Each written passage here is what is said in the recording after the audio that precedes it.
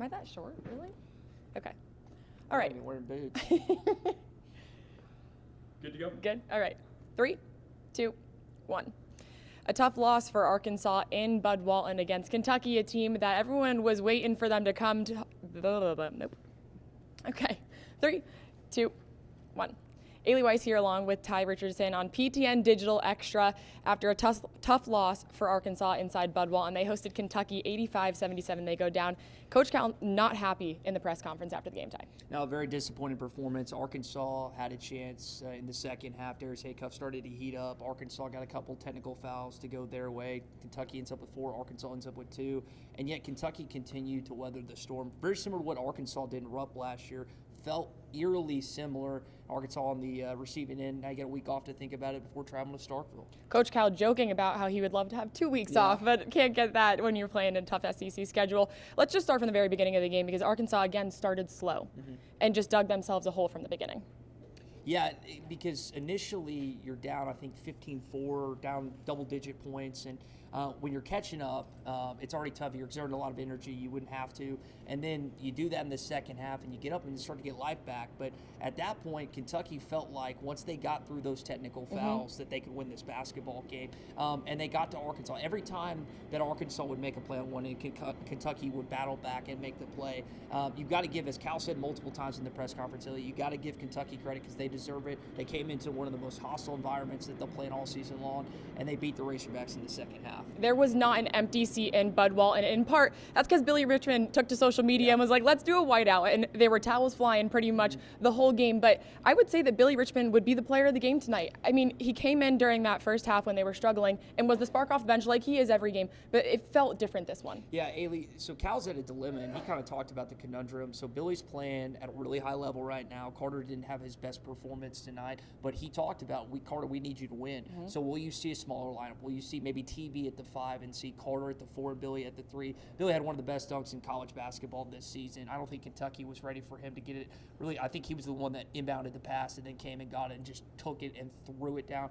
That explosion, that type of powder keg, I thought was going to get Arkansas over the hump. Unfortunately, it didn't. So Billy's earning himself not only more minutes, but maybe a way in the starting lineup, which is going to have to reconfigure things if Cal goes that way. And then I guess just a quick one back to you. It kind of felt like Arkansas was crawling back in the second half, and they had taken the lead, and we thought they were going to run away with it and do what they normally do. But Kentucky just came back, and it kind of just felt like they wanted it more. Yeah, Kentucky, and Ortega was on that team. Ortega Ole last season. He had a tremendous game and really more efficient in this game against the Razorbacks than he's been this season. Like, he'll get 20-plus points, but it won't necessarily be with 50+% shooting. I think it was 9 of 12 in this game, so really effective against Arkansas. Not only that, but he guarded Darius Haycuff the majority of the game. And Mark Pope talked about it in the postgame, Ailey. It was not only does he have to do a lot of things on the offensive end, but for him to do that and then also guard Arkansas's best player. I think Darius was 2 of 8 in the first half, and then ended up getting things going in the second half, but still not the Darius Haycuff expectation that maybe we have. So I think that is the player of the game was easily Ortega Owe, and he talked about it on ESPN after the game. He spoke to it a little. He kind of alluded to it in the post game as well. You could tell this game was personal to him. Oh, yeah. First thing he said in the post-game press conference was, I'm very proud of my team. He came into this game with a chip on his shoulder, and he got it done for Kentucky. But let's talk about the free throw shooting, because this was an issue. Coach Cal really not happy with his team shooting 61% from the free throw line. That is not going to get it done in SEC play. Yeah, and Kentucky, it's not like there was a vast difference because the Wildcats shot, I believe, 67%. So Arkansas, that wasn't the main reason you lost the game by 8 today. But when you're in this type of physical battle and there's chances when you get to the free throw line, especially in the first half when you miss 1-and-1s or you miss the technical free throws. You can't be airballing free throws. Yeah, Malik Ewan, I know something, like he took to Twitter after the Houston loss, blamed it on himself. I'm going to guess that he's going to shoot a lot of free throws in the Eddie Sutton practice facility this week. When you go to Mississippi State and you take on Josh Hubbard next weekend, you're clearly the better basketball team. But Arkansas hasn't always fared well in the hump dump. So hopefully, if it comes down, that's what's called. It's the worst. It is the worst college basketball venue in the SEC outside of Norman, Oklahoma, which being added. Tell me how you really feel, Ty. Oh, I'm just telling you. Ask any Arkansas fan that's been to that venue. It's terrible. But Arkansas's got to find a way to win. You don't want to turn one loss into 2, which could happen on Saturday. Just to wrap it up, you asked Cal, they have a week off. If he would prefer a little bit longer or shorter, he said he'd love 2 weeks.